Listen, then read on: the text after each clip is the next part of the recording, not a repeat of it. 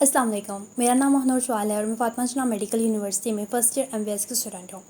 तो इस वीडियो में मैं आपको बताऊंगी कि पाकिस्तान में गवर्नमेंट मेडिकल कॉलेजेस में या पब्लिक मेडिकल कॉलेजेस में एडमिशन के लिए आपका मतलब पूरा एडमिशन प्रोसेस क्या होता है। तो ये जो बातें बहुत से लोगों को पहले ही पता होंगी, लेकिन ऐसे बहुत सारे स्टूडेंट्स हैं जिनको ये बेसिक बातें भी नहीं पता होती, तो वो मुझसे बार बार पूछते हैं। तो आई थॉट कि मैं इसको एक वीडियो में कंपाइल कर देती हूँ। तो इस वीडियो में आपको सारा बताऊंगी कि मैट्रिक से लेकर मेडिकल कॉलेज में एडमिशन तक का सारा प्रोसेस ब्रीफली सब कुछ समझा दूंगी। तो आपने कंप्लीट वीडियो देख लेनी है ताकि आप लोग कमेंट्स में दोबारा से यही चीज़ मत पूछें, ठीक है। तो मैट्रिक से हम शुरू करते हैं। मैट्रिक में अक्सर बच्चे ये पूछते हैं कि हमें मैट्रिक में कितने नंबर हों तो हम डॉक्टर बन सकते हैं। तो इसका सिंपल सा आंसर ये है कि ऐसा कोई स्ट्रिक्ट रूल नहीं है कि आपको मैट्रिक में इतने नंबर चाहिए तो ही आपका मतलब मेडिकल कॉलेज में एडमिशन होगा। आपने सिर्फ पासिंग नंबर लेने हैं, ठीक है। तो ये है कि ऐसा मतलब कोई रूल नहीं है कि आपने 900 नंबर लेने हैं या 1000 नंबर लेने हैं या 800 नंबर लेने हैं मैट्रिक में। ऐसा कोई रूल नहीं है। आपके चाहे जितने भी नंबर हैं, आपने सिर्फ पासिंग नंबर लेने हैं। उसके बाद आपने फिर एफएससी में चले जाना, एफएससी प्री मेडिकल आपने करनी है, ठीक है। तो मैट्रिक का ऐसा कोई खास इफेक्ट नहीं होता।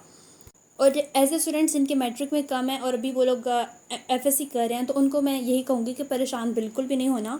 अभी आप लोग एफएससी में और एंट्री टेस्ट में मेहनत करें तो आपका इंशाल्लाह मेडिकल कॉलेज में एडमिशन हो सकता है। क्योंकि मैंने ऐसे बहुत सारे लोग देखे हैं जिनके मैट्रिक में कम नंबर होते हैं, लेकिन वो लोग एफएससी में और एंट्री टेस्ट में मेहनत करके तो मेडिकल कॉलेज में पहुँच जाते हैं। तो आपने इसलिए बिल्कुल भी परेशान नहीं होना, ठीक है। पर ये बात है कि अगर आप मैट्रिक में अच्छे नंबर ले लेते हैं ना, तो फिर ज़ाहिर है आप जिस कॉलेज में एफएससी करते हैं, जैसे प्राइवेट कॉलेजेस, पंजाब कॉलेज हो गया या सुपीरियर वगैरह, इस तरह के कॉलेजेस जो हैं, वहाँ पे अगर आप एडमिशन ले रहे हैं तो फिर वहाँ पे आपको 2 साल मतलब वो लोग स्कॉलरशिप पे पढ़ा देते हैं। तो उस लिहाज से ये है कि आप मेहनत करें, मैट्रिक में भी मेहनत करें, ताकि आप आगे आप एफएससी में अच्छे कॉलेज में पढ़ें और स्कॉलरशिप्स वगैरह पे पढ़ें और अपने घर वालों के पैसे बचाएँ। फिर मैट्रिक के बाद अब कुछ बच्चे जो होते हैं वो लोग ए लेवल्स कर लेते हैं। वैसे ज़्यादातर बच्चे जो होते हैं वो एफएससी करते हैं। तो एफएससी आपकी 2 साल की होती है और फर्स्ट ईयर के बोर्ड के पेपर्स होते हैं। उसके बाद अगले साल सेकंड ईयर के बोर्ड के पेपर होते हैं और टोटल नंबर 1100 होते हैं, ठीक है, एफएससी में। और दोनों सालों में 6 सब्जेक्ट्स होते हैं। उसके बाद सेकंड ईयर जब आपकी कंप्लीट हो जाती है ना, उसके बोर्ड के पेपर्स हो जाते हैं, उसके बाद आप जो एंट्री टेस्ट होता है, जो एमडी कैट जिसको आम जुबान में कहते हैं, या नेशनल एमडी कैट अब उसका नया नाम है, तो वो होता है, ठीक है। उसके लिए आपने तैयारी करनी होती है। तो पिछले सालों में ऐसा होता था कि हर प्रोविंस में अलग अलग मतलब एंट्री टेस्ट होता था, लेकिन लास्ट ईयर से 2020 से लेकर और अब अगले सालों में इसी तरह होगा कि आपका पूरे पाकिस्तान में एक ही मेडिकल का एंट्री टेस्ट होगा जिसको नेशनल एमडी कैट कहते हैं। तो वही आपने देना, चाहे आपने किसी गवर्नमेंट मेडिकल कॉलेज में एडमिशन लेना है, चाहे आपने किसी प्राइवेट मेडिकल कॉलेज में एडमिशन लेना है, तो आपके लिए उसको पास करना ज़रूरी है, ठीक है। और उसमें जिन बच्चों के एफएससी में 65% नंबर होते हैं, वही नेशनल एमडी कैट जो है ना उस दे सकते हैं। जिसके 65% से कम है वो लोग नहीं दे सकते। और इसके बाद एमडी कैट जो होता है, इसमें भी पासिंग क्राइटेरिया 65% होता है, यानी कि आपने एमडी कैट में भी 65% नंबर लेने हैं, फिर ही आप पास होंगे, फिर ही आपको किसी गवर्नमेंट या प्राइवेट मेडिकल कॉलेज में एडमिशन मिलेगा, ठीक है। तो अगर ऑन एवरेज देखें तो हर साल स्टूडेंट्स को सेकेंड ईयर के बोर्ड एग्जाम्स के बाद 2 से 3 महीने मिलते हैं एमडी कैट की तैयारी के लिए। और उसके बाद ये कि कुछ लोग जो होते हैं, बल्कि ज़्यादातर स्टूडेंट्स होते हैं वो लोग एमडी कैट की तैयारी के लिए अकेडमी ज्वाइन करते हैं, या कुछ लोग जो होते हैं वो नहीं भी करते। तो हर किसी की अपनी मर्ज़ी होती है। ये हमारी इस वीडियो का टॉपिक नहीं है। तो उसके बाद रजिस्ट्रेशन की बात करें तो रजिस्ट्रेशन जो होती है उसमें आपने रजिस्ट्रेशन की फ़ी पे करनी होती है। जैसे अभी इस साल नेशनल एमडी कैट की जो रजिस्ट्रेशन है वो शुरू हो गई है, तो उसकी लास्ट डेट 15 जुलाई है। तो आप पीएमसी की वेबसाइट पे जाके वहाँ पे अपनी रजिस्ट्रेशन करवा सकते हैं नेशनल एमडी कैट 2021 के लिए, ठीक है। अब हम बात करते हैं कि हमें एमबीबीएस या बीडीएस में एडमिशन के लिए कितने कितने नंबर चाहिए एफएससी में और एमडी कैट में। तो सिंपल सी बात यह है कि अगर हम सिर्फ पंजाब में नहीं बल्कि पूरे पाकिस्तान में देखें तो हर प्रोविंस में एमबीबीएस और बीडीएस दोनों का जो मेरिट है वो बहुत ज़्यादा होता है, क्योंकि कंपटीशन बहुत ज़्यादा होता है। तो उस लिहाज से मेरिट जो होता है वो भी बहुत ज़्यादा होता है। जब आप मेडिकल कॉलेज में एडमिशन के लिए अप्लाई करते हो तो उस टाइम आपकी जो एक चीज़ जो देखते हैं, जिसकी बेस के ऊपर मेरिट लिस्ट लगती है, उसको कहते हैं एग्रीगेट फार्मूला। अब आपको यहाँ पे बहुत से बच्चों को इस चीज़ का नहीं पता, तो उनको समझाने के लिए मैं बता रही हूँ कि एग्रीगेट फार्मूला आपने समझना है कि एग्रीगेट फार्मूला, जैसे अगर लास्ट ईयर की मिसाल दूँ तो लास्ट ईयर उन्होंने इस तरह किया था कि उन्होंने एग्रीगेट फार्मूला बनाया था कि 10% मैट्रिक, 40% एफएससी और 50% एमडीकैट। तो इस तरह बनाया था। अब अगर यहाँ पे मैं मिसाल दूँ कि एक ऐसा स्टूडेंट जिसके मैट्रिक में 990 नंबर थे, एफएससी में 1045 थे और एमडीकैट में 190 नंबर हैं, ठीक है, तो उसका एग्रीगेट किस तरह बनेगा? तो जैसे जैसे आपको आपको स्क्रीन पर शो हो रहा है कि मैट्रिक में आपने जितने नंबर आपके आए हैं उसमें उसको डिवाइड करना है टोटल नंबर्स यानी कि 1100 से और 10 से मल्टीप्लाई करना है, तो वो आपका आ जाएगा। जैसे हमने एग्जांपल लिया तो आपने 990 का जो 10% बनेगा वो 9% बनेगा।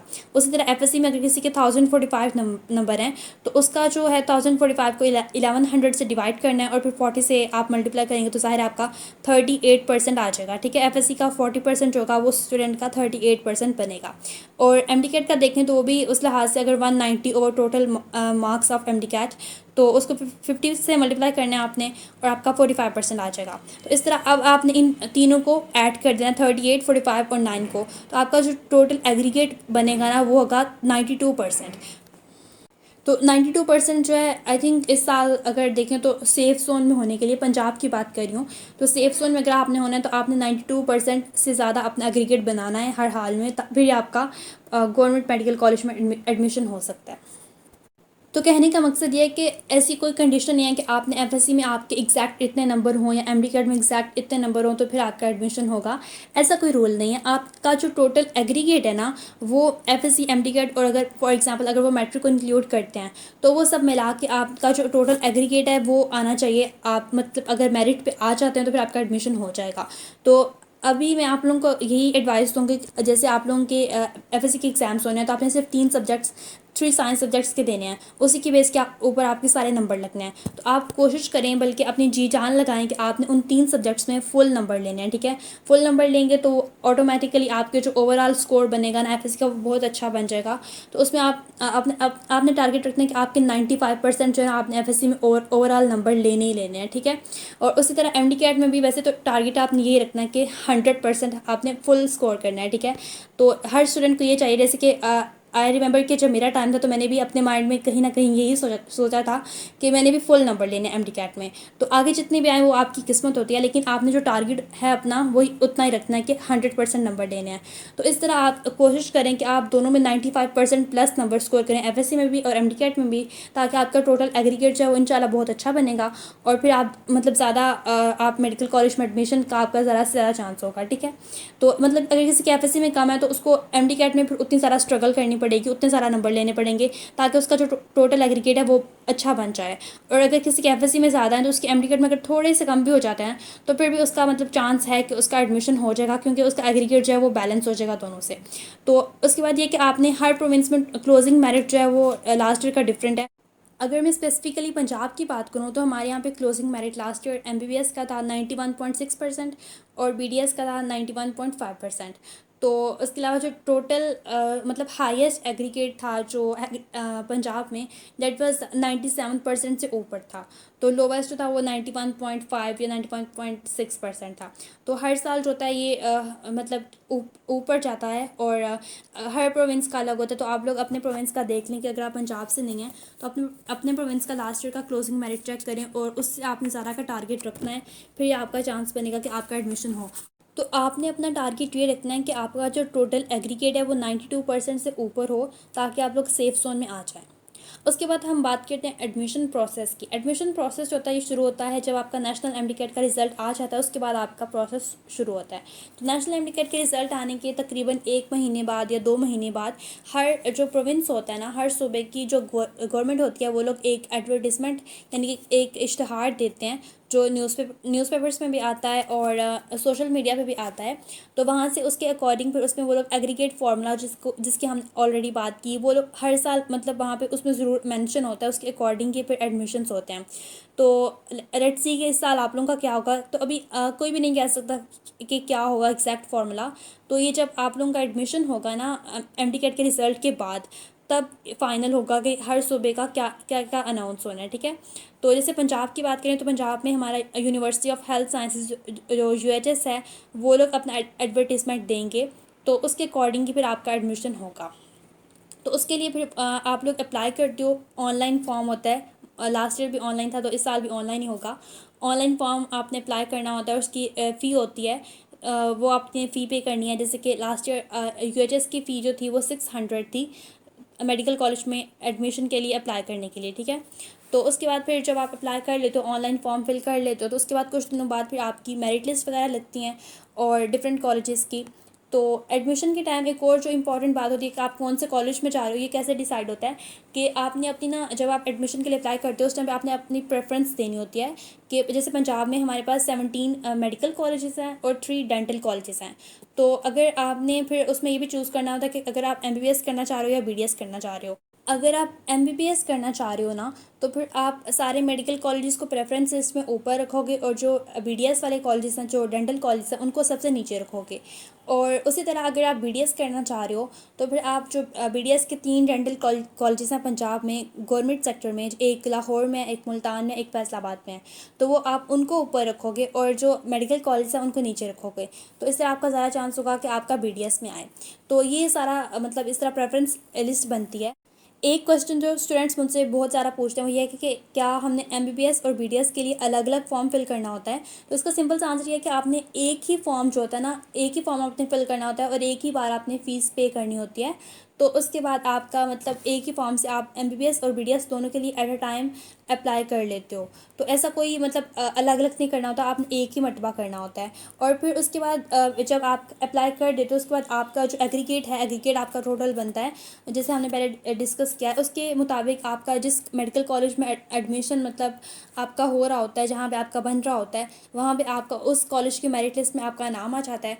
और जब नाम आ जाता है तो फिर आपने उस कॉलेज में एक वो डेट पर बताते हैं आपको, उस डेट पे आपने उस कॉलेज में जाना होता है और वहाँ पे अपने ओरिजिनल डॉक्यूमेंट्स जो हैं वो सबमिट करवाने होते हैं। तो एक हाँ, एक इम्पॉर्टेंट बात कि आप लोग ना अपना डोमिसाइल अभी से बनवा लें, क्योंकि डोमिसाइल जो होता है वो फिर उस टाइम पे आपने जब आप मेडिकल कॉलेज में एडमिशन के लिए अप्लाई करते हो वहाँ पे आपने वो भी सबमिट करवाना होता है। तो आप लोग अभी से बनवा लो, ठीक है। और इसके अलावा रिजल्ट कार्ड्स वगैरह होते हैं वो सारे मेडिकल कॉलेज वाले ले लेते हैं, ठीक है। और यही सारा प्रोसेस है। और ओवरऑल मतलब काफ़ी सारी मेरिट लिस्ट लगती हैं, फर्स्ट लिस्ट, सेकंड लिस्ट, यानी कि 7 से 8 लिस्ट लग जाती हैं तकरीबन हर साल। तो उसमें अपग्रेडेशन होती है कि एक मेडिकल कॉलेज से दूसरे में आप जा रहे होते हो। बट वो मतलब टॉपिक अभी हम डिस्कस नहीं करते, ठीक है। आपको मैं सिंपल सा तरीका बता रही हूँ। तो मतलब इस तरह आपने उस मेडिकल कॉलेज में जाके आपने अपने सारे डॉक्यूमेंट सबमिट करवाने हैं और उसके बाद आपका मतलब फ़ीस पे करनी है मेडिकल कॉलेज की, और आपका एडमिशन जो है ना वो कंफर्म हो जाता है। और कुछ दिनों बाद फिर आपकी ज़ाहिर है आपको कॉलेज की तरफ से नोटिफिकेशन वगैरह आता है, तो आपकी क्लासेस शुरू हो जाती हैं और इन दिस वे आपकी जो एमबीबीएस की जर्नी है वो शुरू हो जाती है। तो I think that was all. तो मैंने सब कुछ एक्सप्लेन किया है इसमें। तो अगर आपको वीडियो अच्छी लगी है तो उसको शेयर कीजिएगा और चैनल को सब्सक्राइब कर दें। Thank you so much for watching. Allah हाफिज़।